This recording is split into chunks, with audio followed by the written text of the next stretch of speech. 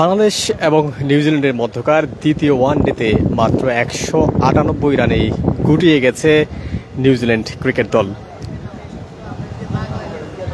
Opener নিক করেছেন 83 রানের একটি ইনিংস খেলেছেন। এছাড়াও টম লাথাম মাত্র করেছেন 14 রান। এছাড়া তেমন কেউই ব্যাটিংয়ের হাল ধরতে পারেননি নিউজিল্যান্ড দলের।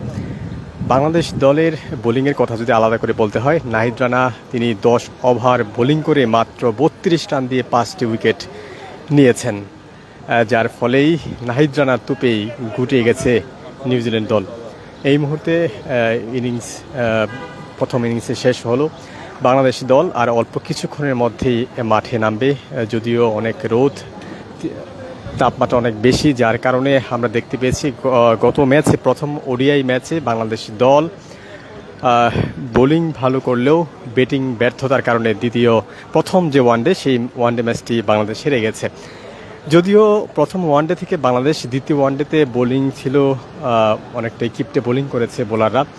বিশেষ করে আজকে সৌম্য সরকার তিনি বোলিং করেছেন, মাত্র তিনি একটি উইকেট নিয়েছেন। পাশাপাশি তাসকিন আহমেদ নিয়েছেন একটি উইকেট, শরীফুল ইসলাম 2টি উইকেট নিয়েছেন, পাশাপাশি রিশাদ হোসেন নিয়েছেন একটি উইকেট। বাংলাদেশের বোলিং ডিপার্টমেন্ট বরাবরই খুব ভালো অবস্থানে রয়েছে ব্যাটিংয়ের তুলনায়। যদিও বাংলাদেশের টপ অর্ডার নিয়ে অনেক দুশ্চিন্তা রয়েছে। বাংলাদেশ তানজিদ হাসান তামিম খেলছেন, পাশাপাশি সাথে রয়েছেন সাইফ হাসান। তারা যদি দুর্দান্ত একটি শুরু করতে পারেন, তাহলে বাংলাদেশ দল আজকে ম্যাচটি জিতে সিরিজ সমতায় নিয়ে আসতে পারবে। যদি টপ অর্ডার ব্যাটিং ব্যর্থতা কিংবা মিডল অর্ডার ব্যাটিং ব্যর্থতা থাকে, তাহলে কিন্তু বাংলাদেশ দলকে আবারও ভুগতে হতে পারে, অথবা সিরিজ খোয়াতে হতে পারে।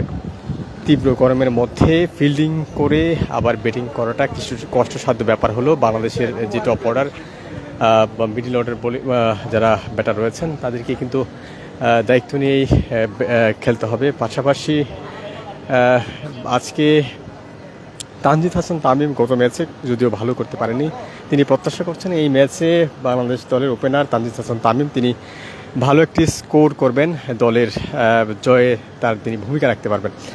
পাশাপাশি মেহেদী হাসান মিরাজের কথা যদি বলতে হয়, তিনি গত ম্যাচে বোলিংয়ে খুব একটা ভালো করতে পারেননি। পাশাপাশি তিনি মাত্র 12 রান করেছিলেন, যার কারণে বাংলাদেশ দল মিডল অর্ডারে কিন্তু খুব একটা ভালো যায়নি, যার কারণে শেষ মুহূর্তে গিয়ে বাংলাদেশ দল অল্প কিছু রানে হেরে গেছে। আজকে মাত্র 199 রানের টার্গেট নিউজিল্যান্ড দল, 48.4 ওভার খেলে অল আউট হয়ে গেছে। বাংলাদেশ দলের জন্য এই মুহূর্তে টার্গেট 199 রান।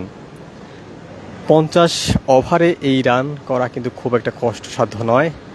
তবুও বাংলাদেশের যে টপ অর্ডার মিডল অর্ডারের যে ব্যর্থতা বরাবরের মতো, সেই ব্যর্থতা গুছিয়ে বাংলাদেশ দলকে আরেকটি সুন্দর একটি ইনিংস উপহার দিতে হবে, যার ফলে এই সিরিজটি বাংলাদেশ একে একে সমতা ফেরাতে পারবে।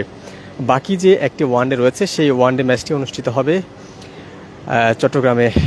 চট্টগ্রামে অনুষ্ঠিত হবে। পাশাপাশি সেখানে আরও 2টি টি-20 ম্যাচ অনুষ্ঠিত হবে, তারপর একটি টি-20 ম্যাচ অনুষ্ঠিত হবে শেরেবাংলা ক্রিকেট স্টেডিয়ামে।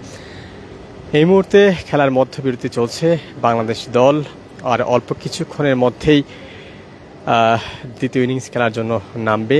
বাংলাদেশ দল, দর্শক এবং সকলে প্রত্যাশা করছে বাংলাদেশ দলের ব্যাটাররা একটি সুন্দর শুরুর মধ্য দিয়ে বাংলাদেশ দল এই সিরিজ একে একে সমতা নিয়ে আসবে।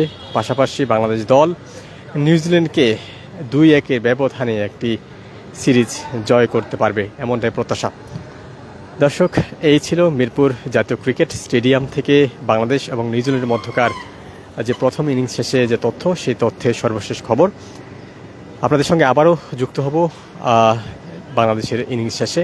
ততক্ষণ পর্যন্ত সমকালের সঙ্গেই থাকুন।